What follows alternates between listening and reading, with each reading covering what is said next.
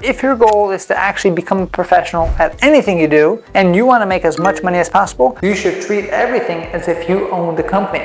Hey, it's Jonathan here, founder of Driving Academy. We have an amazing video for you today. Make sure you like, subscribe, and comment below for this video, and let's get started. Today we're going to be talking about the main way that you should actually maintain your trucks. That's right.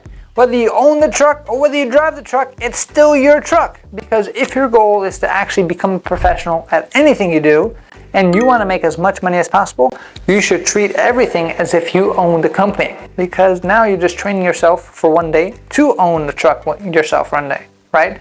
So those guys who actually just get into the truck and don't really worry about it, it's not my truck, I don't really care, those are the guys who are never going to be successful long term because they're only there for the short term gratification.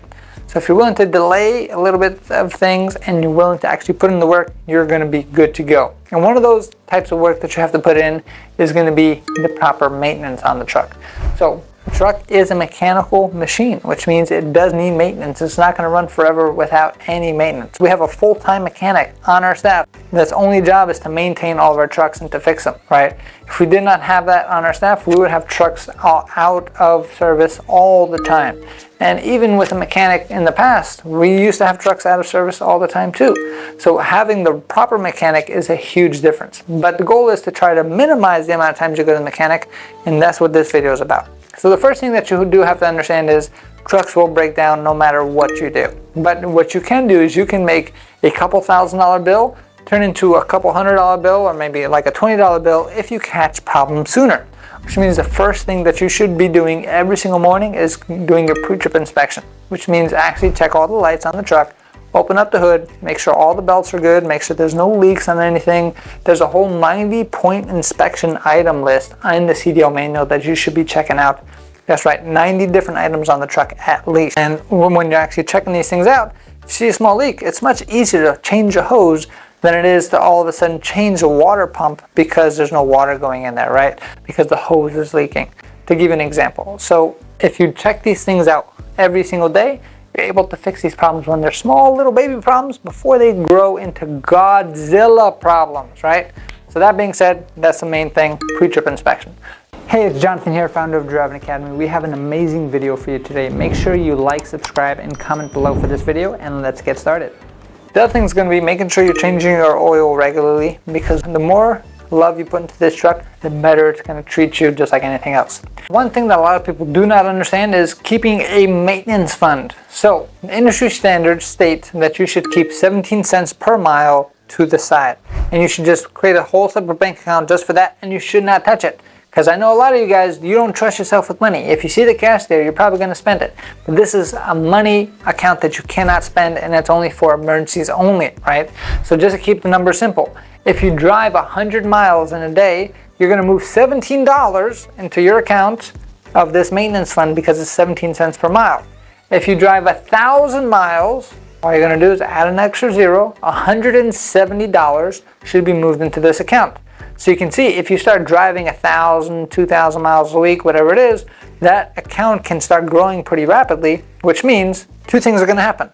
One, an accident is going to happen where you need a new engine, you need to replace the air compressor, you need a new set of tires. Now you don't have to start searching all these places for this money because this money is there waiting for you, right? And you're disciplining yourself to do that.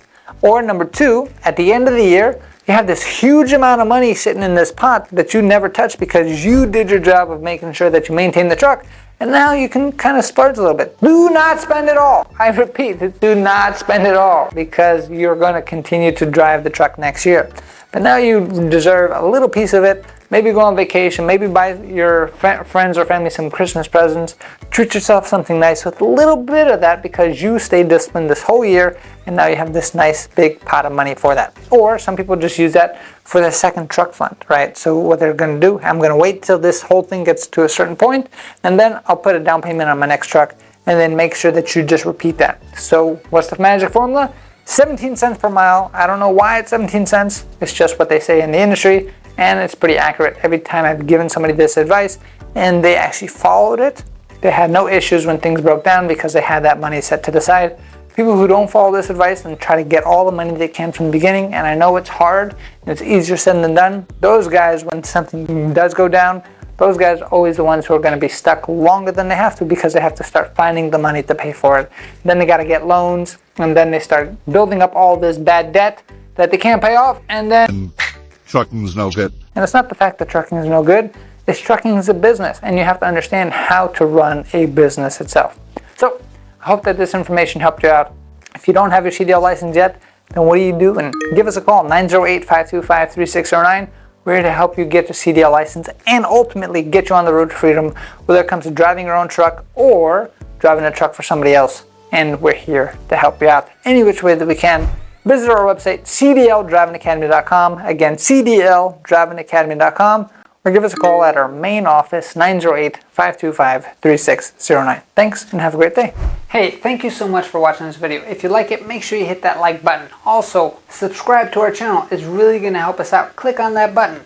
And if you want to continue yourself on your road to freedom, here's more videos to watch. There's endless amounts. Hopefully, we get to see each other one day very soon. Thanks.